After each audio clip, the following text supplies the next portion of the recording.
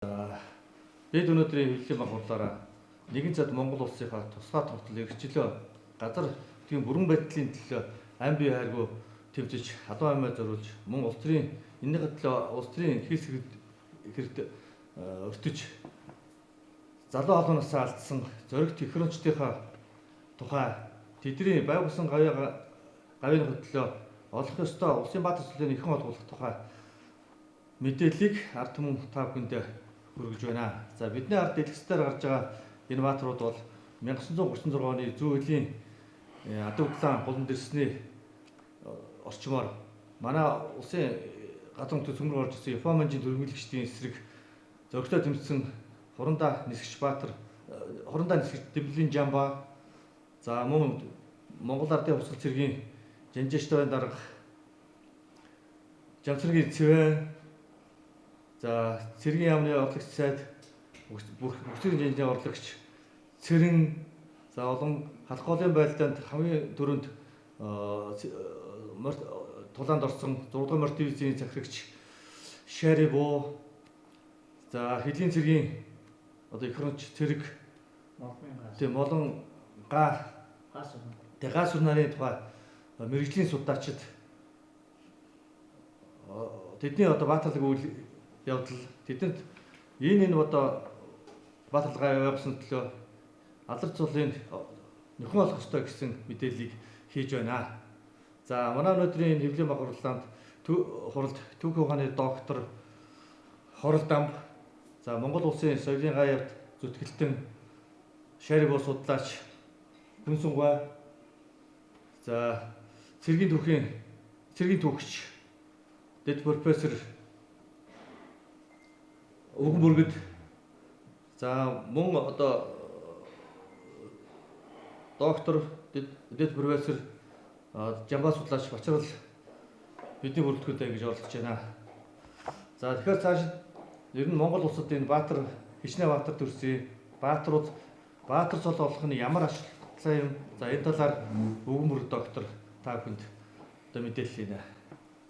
За та бүхэн амрыг ирээ.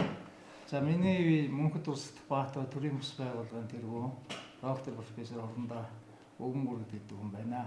За сүүлийн 3 жилийн хугацаанд энэ төрийн бүс байгууллагын зорилго нь Монгол улсын баатруудын алдаргын өнгөрчүүд, хүүхд залуучуудад их хуримчлалыг төсвөл солихтой үйл ажиллагаа явуулдаг. За ингээ баатруудын үйл ажиллагаа ингээ сурчлаад явж байхад бол өнөөдрийн байдлаар бол Монгол улсын баатар цол хүртсэн 59 хүн байгаа. За дээр нь одоо Монголын ардсан холбоо Эрдэнэ төлөвлөрийг нэмээд ингээд 61 одоо байгууллага 2 байгууллага 59 хүн байгаа. За ингээд 59 улсын баатараас 18 нь бол Оросын холбооны улсын иргэд, 41 нь бол Монгол улсын иргэн байгаа. За 41 Монгол улсын иргэнээс бол 2 эмэгтэй улсын баатар байдгийг та бүхэн мэдж байгаа бах. За ингээд энэ 59 баатарыгаа ингээд алдар гавьяа цолын ингээд авч үзэхлээр халахын голын дайнд төрсэн баатрууд 23, чөлөөлөх дайнд төрсэн баатрууд 6, баруун хилийн тулгаргалт байлданд төрсэн 9 баатар, за Батлан хамгаалах үйлсийг одоо хувь нэмрээр оруулсан 9 баатар, за сансрын нисгч 9 баатар, за 1932 онд одоо хувьсгалын эсрэгүүд дарсан 2 эмэгтэй улсын баатар, за 90 оны ардсан хувьсгал үйлчлэн байгуулсан 1 баатар гэдэг ингээд 59 улсын баатар байж байгаамаа. Тэгээд энэ баатруудын намтар түүхийг ингээ судлаад үзэхлээр өнөөдрийн байдлаар бол би олон удаагийн эдэмшлэгийн хурлууд хэлж исэн. За Монгол орчин үеийн хүүхд залуучууд бол Монгол улсын баатруудаараа багах ёстой. Яг өнөөдөр энэ Монгол улсын 41 улсын баатараас 13 баатар нь л одоо төрсэн аймаг сумдаа нэрмжит сургуультай байна. А бусдууд нь бол нэрмжит сургууль байж байгаа. А гэтэл сүүлийн үед одоо Монгол улсын хөдөлмөрийн баатар гавьяат цад хүртсэн 143 сургууль болоод тэр одоо хөдөлмөрийн баатар гавьяатуудын нэрмжит болсон байж байгаа. Тэгэхээр би энэгээр юу гэж хэлэх гэж байна гэхээр бидэнд бол багах юм одоо зүйлс зөнтэй байгаа. Тэр тусмаа одоо Монгол улсынхаа тусгай тогтнолын төлөө халуун аймаг бүдэн тусаа урсгасан баатруудаараа багах ёстой. Тийм ч учраас бид нар бол одоо ингээд сүүлийн одоо 20 30 40 жил бол одоо энэ халахын голын дайны өнгөрсөн жил 85 жилийн явуулаа. Энэ жил одоо чөлөөх дайны 80 жилийн явуулж байна. Ингээд энэ одоо алдар гавьяага авч чадаагүй эрхлэг зоригтой дайчтай Улсын баатар нэхэн олбуулах нь зүйтэй юм гэсэн үгнээс энэ хэвлэлийн баг хурлыг хийж байгаамаа. Ер нь энэ нэр дурдж байгаа их орончдыг алдар гавьяагийн мөгжүүлэх, алдар цолын олгуулах тухай асуудал бол зөвхөн өнөөдөр тавигдж байгаа юм биш. Энэ бол олон жилийн туршид яригдаж, хэлэлцэгдэж ирсэн асуудал. Ялангуяа олон удаагийн эрдэм шинжилгээний хурлууд дээр хэлэлцэгдсэн тухай бүрд одоо бүгд найрамд Монголоор улсын цэргийн явдлын яамны сайд бөгөөд бүх цэргийн жанрын орлогч Цэрэнжавын Лувсан Доноог байна. Лувсан Доноо жанрны талаар бид нар бас нэлээд олон жилийн өмнөөс судалгааны ажлууд хийсэн. Ийм нэр дурдж байгаа бусад хүмүүсийн талаар бас бодлого хамгаалахын төв архив, гадаад харилцааны төв архив, энэ улс төрийн нам олон нийтийн байгууллагын баримтын архив, Монгол улсын үндэсний төв архив, Оросын холбооны улсын ПСП-ийн архив, бусад архивуудаас нэлээд судалгаа хийсэн.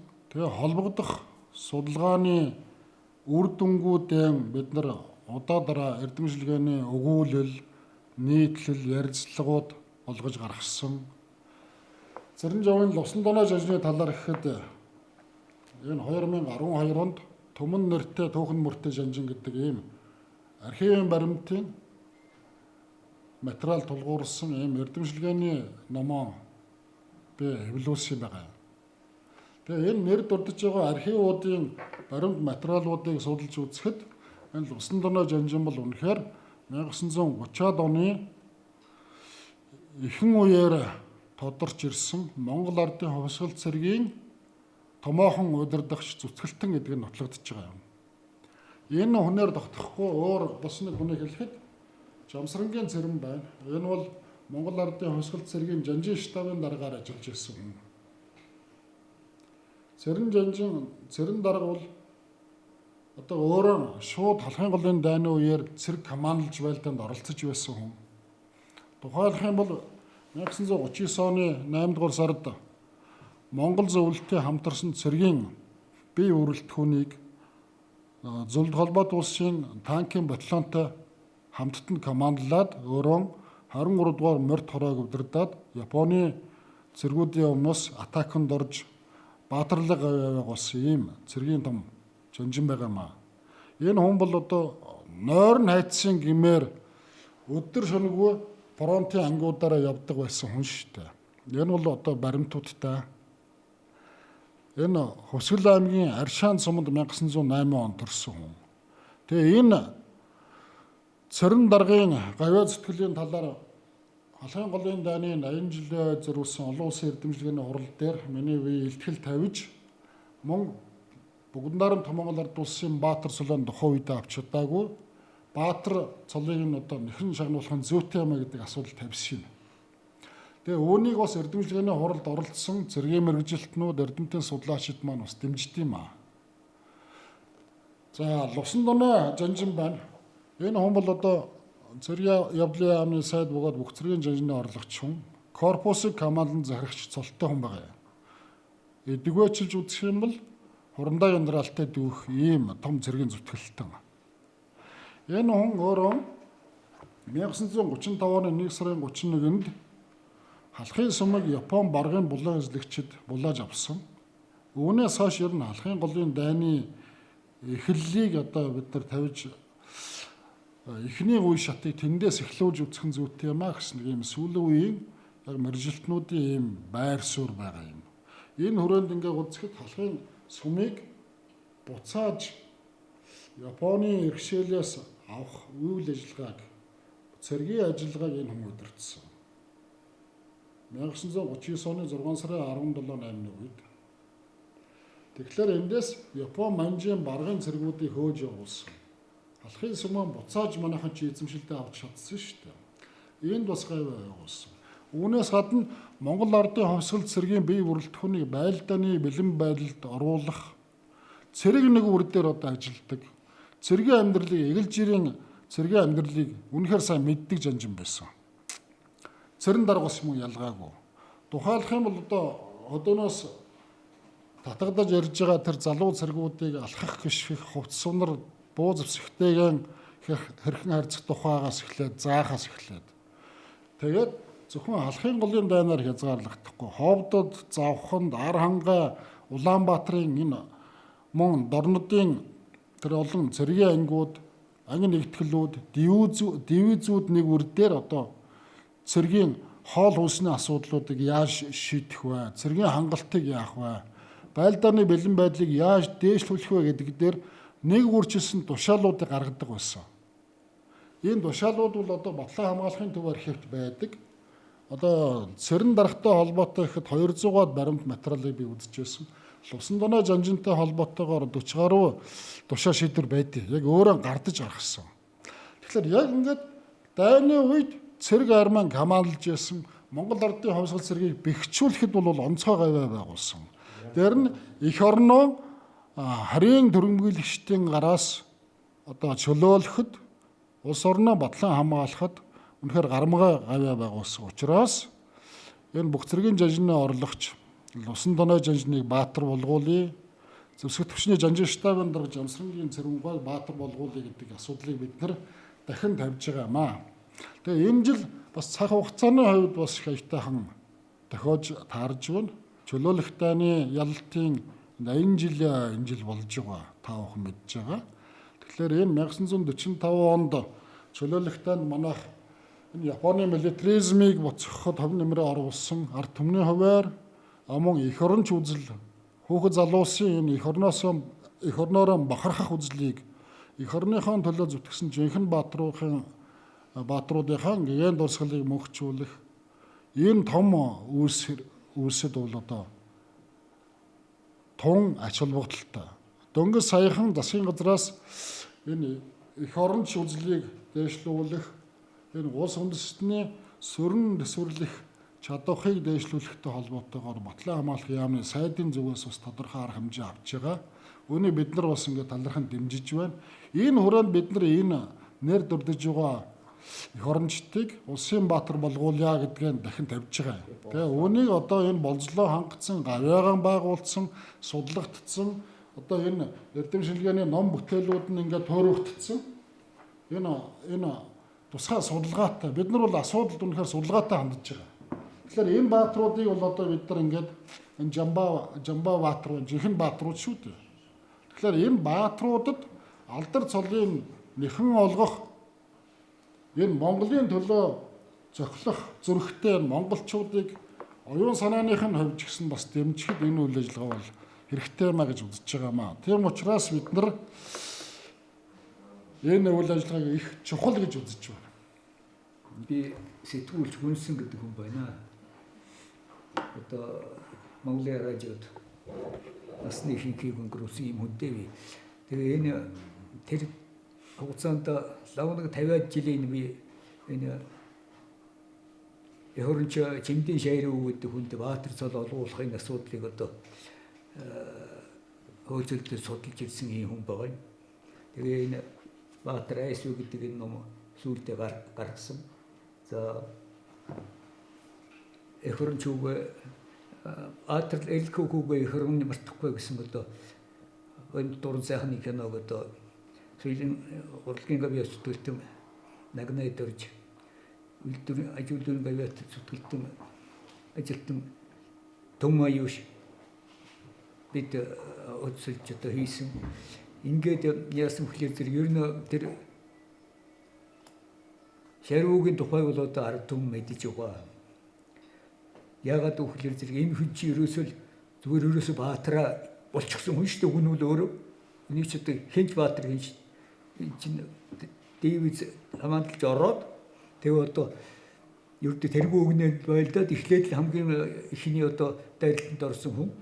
Тэгээ одоо энэ хүний тухай анхны нэвтрүүлгийг хийсний дараа намайг радио дээр Хүнсэн гэдэг хүн гэж зурглаад нэг махлаг бор хүн орж ирсэн. Тэгсэн чинь тэр хүн юу гэхээр намайг ноостой легжид гэдэг би увсаангийн хүн. Би энэ сургуулийн сүмгийн байлдагч байсан.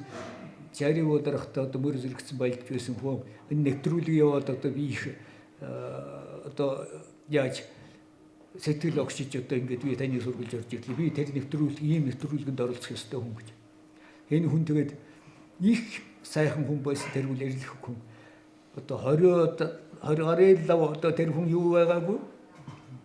Би топ байгаагүй гаруут. Гэхдээ нас орсон цэргийн юугаар буудаад бид дүр ярьдаг байсан лав 20 гарыг л бууд сум тоолон одоо дайсны хундгалж байсан. Лав 20 гарыг л өөрөө биеэр яасан. Тэгээ одоо өөрөө одоо дайсанд ингэж сэгжүүлж одоо ингэж нас орсон хүн. Гэт их сайхан хүн байсан гэж өөр юм гинтхэн дугаарулсан. Мэгшэд уйлж байсан шүү дээ одоо. Өөрч одоо шагдрсрын гойг одоо нэвтрүүлгэнд одоо яагаад Баатар улстай хотоор нэвтрүүлгэнд оролцоод одоо бас уйлж байсныг мэдсэн баг. Эр хүн гэдэг чинь баг таймд уйлахгүй шүү дээ ер нь. Тэгэхээр зэрэг зөвхөн бид төдийгүй ер нь зүгээр тэр ийм бэлэн одоо ийм гэрчүүдүүл их үйл дээ. Энэ хүний тухай. Тэгээ энэ хүний тухай одоо Баатрын олгож өгөөч гэж олон удаа тавьсан. Батламгаалахын яамнаас одоо аюулхайг нараад энэ юутай тодорхойлттой санал оруулсан байгаа. Тэгээ ерөөсөл бүтгүй юу гэхлээр зэрэг эхнээс одоо юу урвсан гэсэн маягийн нэг бүтгэл энэ нь бол одоо боргүй юм байна гэж одоо тусгай комисс гараад одоо бүр тогтооцсон байгаа шүү дээ. Энэ бол худлаа бүтгэлэг байжээ гэж. Тэгээ одоо тэгсэн хэр нь одоо олохгүй байгаад бид учир нь олдгүй. Сургууль бол одоо тэр зэрийн жиштийн хэлж байгаагаар бол тэр хамт яасан одоо тэр Жамсрингийн осоргойд одоо тэр хамт байсан нөхөр л одоо матсан тодорхой юм байна. Үтгэлэг өөрөө тэр үед байгаагүйгаа цагаатах гэж ингэ яасан гэдгийг тэр нь тодорсон гэж байна шүү дээ. Тэгэд одоо ингээд байгаа юмыг одоо олохгүй нэг би өөр чинь олохгүй байгаа.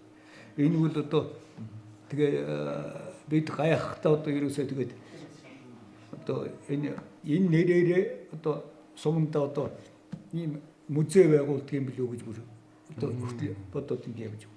Яа энийг л одоо нэг хийж өгнө хоол гэж бодож энэ хүний эрхийг одоо ярьж байгаа хэд үед өсөж байгаа үе энэ дайн дажингүй үеийн өсөж байгаа ирээдүйн үе эх орон зүйлсийг хүмүүжүүлэхэд энэс илүү хүчин зүйл юу байх юм бэ? Энийг хэдэн хүнд одоо Баатар өчгөд одоо ер нь улсаас юу гараад байгаа юм бод би бол ойлгохгүй. Энийг нэг эрх хүч хийж өгөх байх гэж би найдаж байна.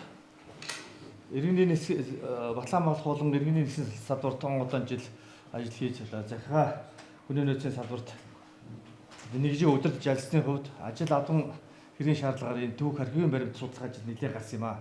За инхээр манай нисэх хүчний одоо анхны нисгчийн Дэмрэлийн Жамбаа гэдэг хүн нэр ихэндээ нэлээд түүх оройлтаа гарч ирж байгаад тэгээ нэг байхгүй болсон байдгийг.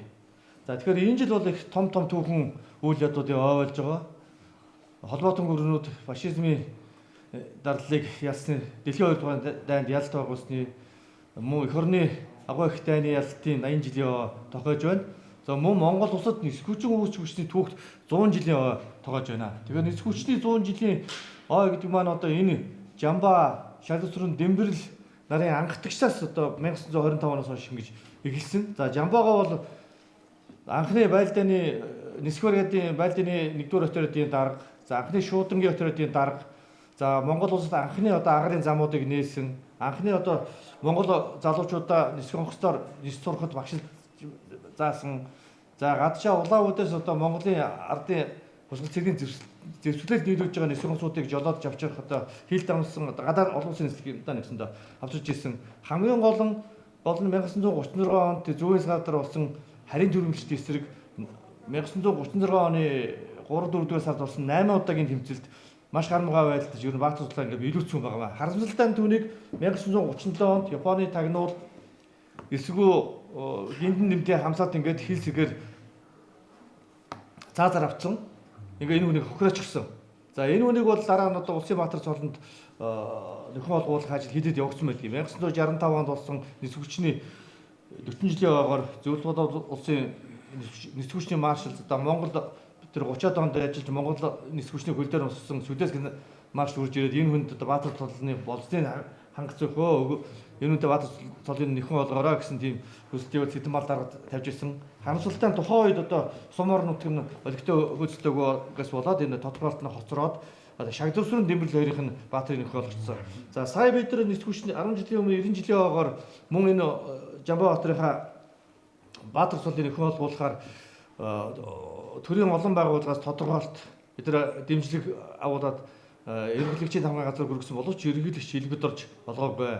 За мөн 5 жилийн өмнө Халхын голын 80 жилийн ойгоор бас л энэ үнийхээ Баатар цолоо нэгэнт болсдоо хангасан. Энэ бол архивын баримт бүх нотлогоор ингээд энэ болсдоо хангасан батлагдж байна гэд дахин тодорхойлоод ирүүлэхэд мөн одоо энэ Батлал ОС ерөнхийлөгч аваагүй юм аа. Одоо бид нар бол одоо энэ өнөөгийн ерөнхийлөгч хөрөлцөх ерөнхийлөгчтэй бол одоо их найдаж байна.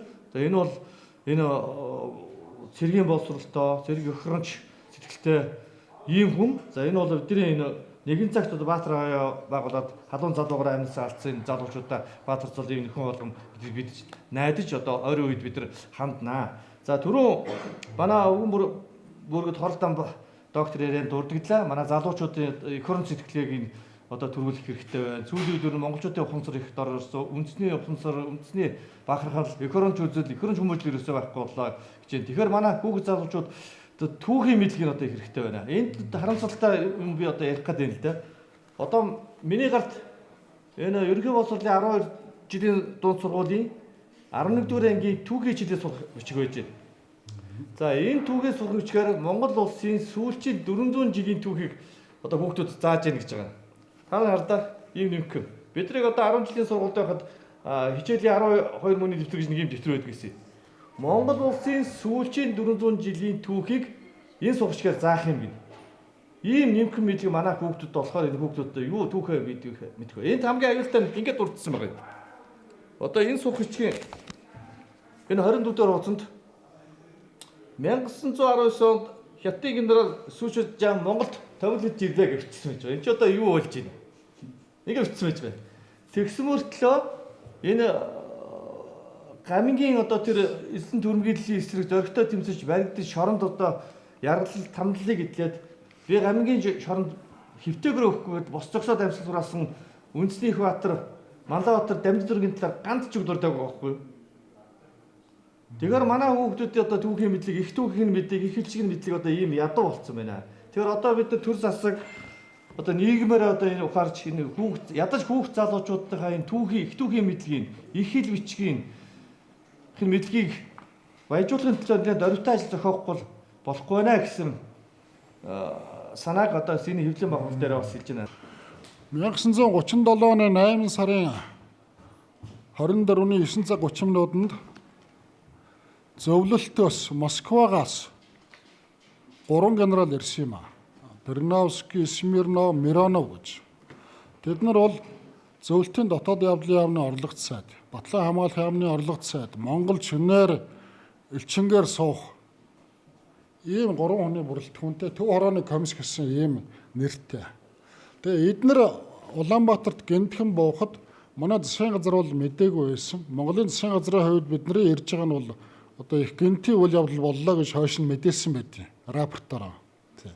Тэгээ эндээс тэд нар 115 хүний одоо нэрс жагсаагаад энэ бол Японы талын урагчд байна гэж. Тэгээ эндээс Чой улсын түүнийг уухайлан дэмжиж Монголд төрийн террор одоо өргөн далаацтай баривчилгаа өрнсөн. 1937 оны 9 сарын 10-нд. Тэгээ энэ үеэс Монголын армийн дээд удирдах бүрэлдэхүүнийг баривчлах, хэлмэгдүүлэх, худал хэрэг тохож Японы тагнуул хувьсгалын эсэргүү гэж зарлж тэдгээр хүмүүсийг урт багийн хугацаагаар мөрдөн шүүж тэгээ цаазаар авах ажиллагаа бол гарсан. Тэгээ 1937-оос 1939 онд гэхэд зөвхөн энэ он жилүүдэд 20 мянган хүнийг цаазалцсан. Улс төрийн хэлмэгдүүлэлт гэдэг 1921 оноос 40-50 он хүртэл бол одоо ямар нэгэн хэмжээгээр явагдсан. Тэгээ энэ хүрээнд тэр Японы тагнуул гэж хослогдсон энэ эх орончид чинь Улсын баатар цолон авч чадаагүй хэлмэгдээд цаазлагдаад өнгөрцсөн. Тэгээ үнэхээр эсэргүү байсан юм байна. Японы талын дагнуул байсан юм байна гэсэн ийм ойлголтыг ард түмэнд өгсөн байхгүй юу? Тэгээ бүр тэр дунд өндөр албан тушаал хашижсэн цэргийн томоохон зүтгэлтнүүд хүртэл үгүй энэ лувсан доноо чинь ховсголын эсэргүү байсан юм а гэд бүр өмнөөс тэгээд идэг. Энэ цэрэн дарга байна. Сони Жамбааватар байна. Дандаа хэлмэгдсэн. Улс төрийн хэл сэрэгт хэлмэгдээд цаазлагдсан. Тэгээ хамгийн шилдэг эх орончтон тэгж юуны түрүүнд цаазлаад удирдах бие бүрэлдэхүүн дээд дунд ахлах тушаалын офицерууд бол олноор нь тэгж баригдаж хэрэг тохоогдож цаазлагдсан. Лусан доноо жанжны гэхэд тэр 5 дугаар сарын 28-ны Японы тэр төрөмгийн довтлогооныг няцаачхаад 6 сарын 1 гэхэд Монголын хилээс Японууд бол арилсан шүү дээ. Чөлөөлөгдсөн тийм ээ. Энэ гавья байгуулчихад байхад Монголын 8 дугаар морь дивизийг 1939 оны 6 сарын 27-ны үед бөмбөгдсөн ийм асуудал гарсан, хэрэг гарсан. Мөн Тамсаг уулахт Маттад тэнд байрлаж байсан цэргийн нис хонгоцны буудлуудыг Японы 70 гаруй сониогч онгоцоор халахлуулсан 23 бөмбөгдөгч онгоц гентийн довтлого хийсэн. Ингээд зөвлөлтийн 19 нис хонгоцыг жагсаалаас харгасан. Японууд өөрсдөө 5 онгоцны хохирлтыг хоцорсон. Ингээд тухайн үеийн 57 дугаар онцгой корпусын штабын даргаар ажиллаж ирсэн Кушевик, түүний туслах Третьяков, мөн 57 дугаар онцгой корпусын штабын 1-р хэлтсийн дарга хурандаа Иванков 3-ыг юуны түрүүнд баривчилсан. Ингээд тэдгээрийг зөвлөлтийн эсрэг Японы тагнуулын хэргийн Монгол дах гол төлөөлөгч нар болгож тэдний бас мөн хэлмэгдүүлсэн. Тэр явцад Кушевын Лусан доноо жанжныг энэ наадмаар Чавес гинтийн бослог гаргаж Чавесныг цаазлах, хороох гэж байгаа гэсэн нэг ийм бас мэдүүлэг энэ төр гаргасан байдیں۔ Тэгээ хойно Москвад одоо Лусан доноо жанжныг Лепортовын шоронд аваачаад хоригдсон. Тэгээ тэр асууж тулгаж байгаа хэрэгүүд нь бол Японы онгоцуудыг дуудаж авчирж Монголын 8 дугаар морь дивизийг бөмбөгдүүлсэн гэсэн ийм хэл сэрэг тулгасан. Гэтэл бодит байдал дээр зөвлөлтийн 9 сониогч онгоц Монголын 8 дугаар морь дивизийн 22, 23 дугаар морьд хороодыг бөмбөгдсөн. Тэгээ энэ үеэр өчнөө олон сайхан залуучууд тэр зөвлөлтийн цэргийн довтлогоонд өртөж амь өргөцсөн. Энэ үүнийг тайлбарлахдаа бол баргын морин хороотой андуурсан гэж зөвлөлтийн тал тайлбарлаж байсан тухайн үедээ. Гэхдээ тийм тодорхойч дэлгэрэнгүй тайлбар өгөхгүй байсан. Ингээд 82 Монголын сайхан эдэр залуу эр тэр цэргийн дайралтанд өртөж амь өргөцсөн. 300 гаруй цэргийн эжсний өхөр тэмээ мөн бусад зэвсэг хэрэгсэл ингэж одоо сүйтсэн юм. Тэгээ энэ ялт хэргийг Лусан доноо жанжинд тохож Лусан доноо жанжныг хөрсгөлийн эсрэгүү Японы тагнуулын нэг идэвхтэй толгойлогч гэж ингэж хэлмэгдүүлэн Лепортовын шоронгоос Бутовын шорон руу дамжуулаад ингээд амь насын тэр явцад бол одоо хороосон. Актын үзэхэд бол Лусан доноо жанжныг өшгөний сүрээгээр насурсан гэсэн онц шиг Оросууд тавьсан байна. Ийм мэтэр Монголын гэмгүй хорончдыг жинхэнэ баатруудыг, гавьяатнуудыг тэгж хэлмэгдүүлсэний уршихаар энэ баатрууд алдар цулуун авч чадаагүй хоцорсон юм аа.